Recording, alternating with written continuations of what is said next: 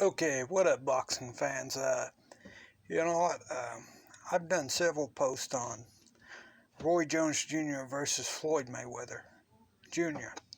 And I don't really want to discuss who was better, but I want to discuss what made Roy so great as a boxer.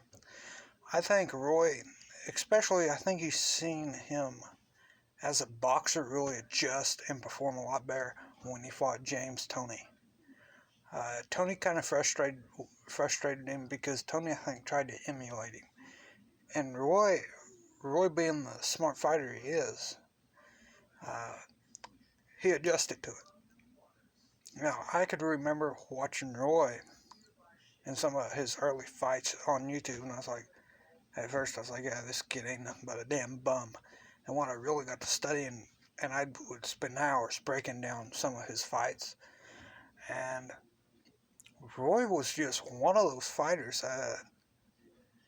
He had the ring IQ, and he was just so athletically gifted. Uh, and he was heavy-handed.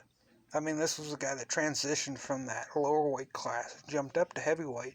Now, if you look at that from guys from his weight class that he had fought, like James Toney, well, James Toney, when he got to heavyweight, he was kind of fat and heavy. And you look at Roy, and Roy didn't look like he hardly changed a bit. I mean, I'm sure he didn't gain like a massive, massive amount to make like a 230-pound heavyweight, but he gained enough to fight the heavyweight division. So, what do I really think Roy was exceptionally good at?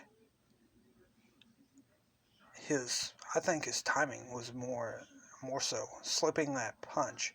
And I'm not talking a Mike Tyson style slipping punch. What I'm talking about is that extremely good footwork in and out. And his hands were heavy. His jab was really heavy. So a lot of times when he threw that jab, I mean, he wasn't necessarily, how you put it, it wasn't set to be an accurate jab. I mean, if it landed, so what? And the majority of the time it did. But when he was moving, he was throwing that jab so consistently it was never a setting target. Now, want you to look at Floyd Mayweather's style. Floyd, and I'm going to try to keep from getting in a debate on that. I mean, I love both the guys, but Floyd's style is more of a timing issue. I take that back, not a timing issue, but that's what he uses, more of a timing deal. And he's looking for that shot. And a lot of times, most of the guys he fought stood in front of him. So, yeah, that was Floyd's style. He could sit there and time punches. He knew precisely, or he could wear you down much like an Ali did Foreman. Roy, from the moment that bell rung, it was quick.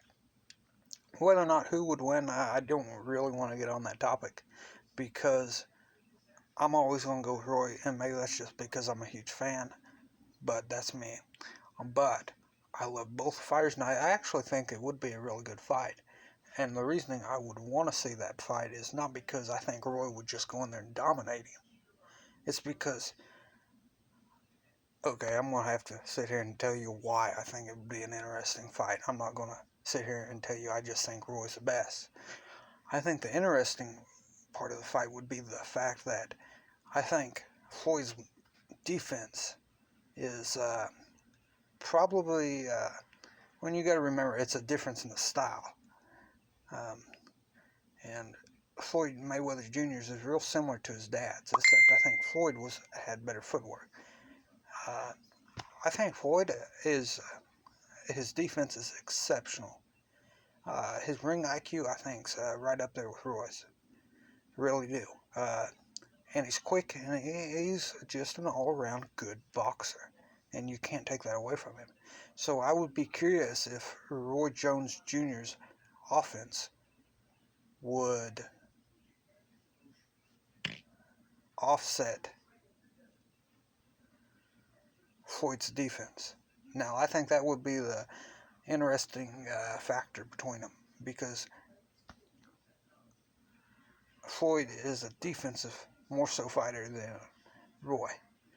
So you got a defense versus offense. Now, what it's going to come down to, I think, is whether or not Roy can get in there and throw those punches and break through that defense. So that's going to be a huge factor in the fight.